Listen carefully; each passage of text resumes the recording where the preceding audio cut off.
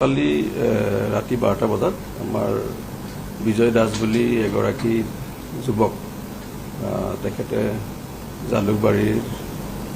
বাসিন্দা হয় তেওঁক লৈ আনিছিলে আবেলি ৰাতিৰ সময়ত কেজেলিৰ পৰা বাকী টেষ্ট কৰাৰ পিছত তেওঁক আমি ডায়েগনচিছ কৰিলোঁ বা যোনখিনি তেওঁলোকৰ ঘৰৰ সতীৰ্থই ক'লে হিষ্ট্ৰী দিলে তাৰ মতে আমাৰ লোৱাৰ ৰেছপিৰেটৰী ইনফেকশ্যন কেইদিনমানৰ পৰা হৈ আছিলে বুকৰ আৰু তেখেতৰ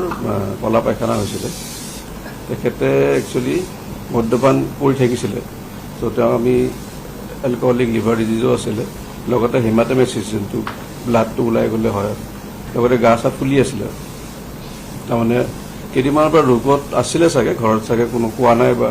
চোৱা নাই তো অহাৰ পিছত আমাৰ যোনখিনি কৰিব লগা কৰিলে কেজেলিৰ পিছত আমাৰ ৱাৰ্ডলৈ লৈ যোৱা যায় আৰু তাৰ পৰা আমি ইমাৰ্জেঞ্চি ICU জেনেৰেল ICU আমাৰ মেডিকেল ICU গোটেইবিলাকতে আমি খবৰ লোৱা গ'ল কিন্তু ভাগ্যক্ৰমে তেখেতৰ মানে আমি বেড খালি নাপালোঁ আৰু বাকী যোনখিনি দিব লগা আছিলে আমাৰ গোটেইখিনি দিছিলেই কিন্তু তেওঁৰ যিহেতু বেমাৰবিলাক বহুত আছিলে আৰু বহুত ক্ৰনিক বেমাৰ যে কিছুমান বস্তুটো আৰু চিকিৎসকে অহাৰ লগে লগে ঠিক কৰিব নোৱাৰে কোনো ভগৱানো নহয়